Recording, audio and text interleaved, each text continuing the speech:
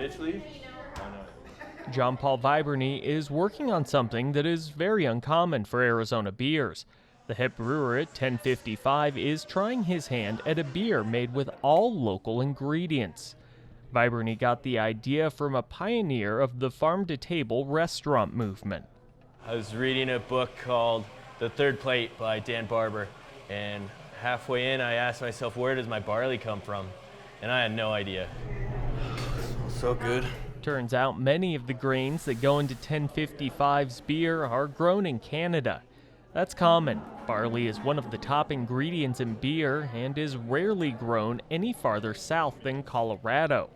What is true for barley is not true for another mainstay of beer making, though. Wheat is grown in southern Arizona, and brewers buy as much as they can. I think a majority of our sales have actually gone to the breweries here in Tucson and out of state also.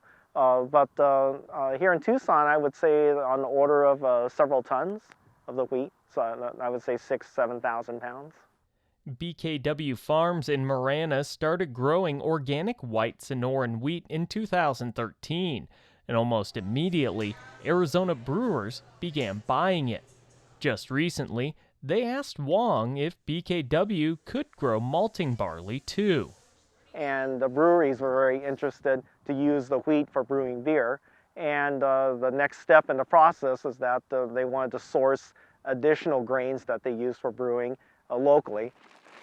So Wong and his son Brian set aside 40 acres where they're currently growing a test batch of barley meant for brewing beer. It is really a test run. This will be our first time doing it. We're not too sure what yields we'll be getting out of it, and like I said, it all depends on weather. Many brewers strive for more local ingredients.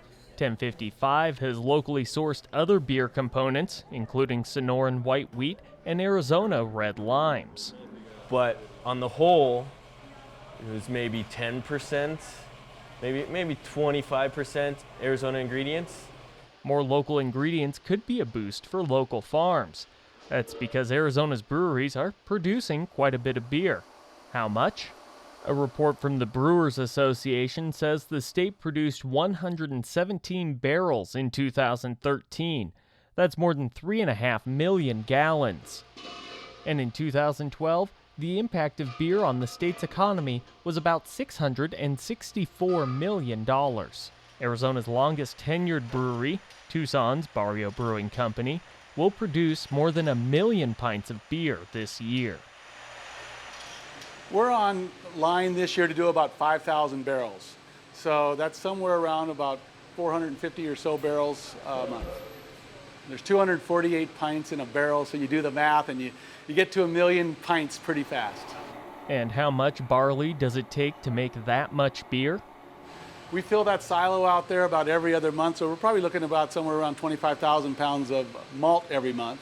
And while the first batch of barley from BKW Farms won't be near enough to cover the needs local brewers have for barley, whatever they produce is already sold. The malt itself is tasting really nice. 1055 and Dragoon Breweries and local whiskey maker Hamilton Distillery will purchase all the grain that comes from the first crop, somewhere between 80,000 and 100,000 pounds. It's not uncommon for beer makers to come together and share ingredients. They say it's that kind of collaboration that makes Tucson's beer industry thrive.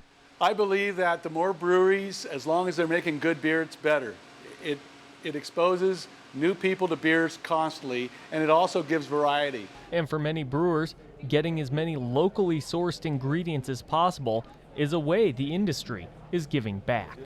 I get to brew beer because of Tucson, because they're so receptive and they're great to us. So we actively try to support them back.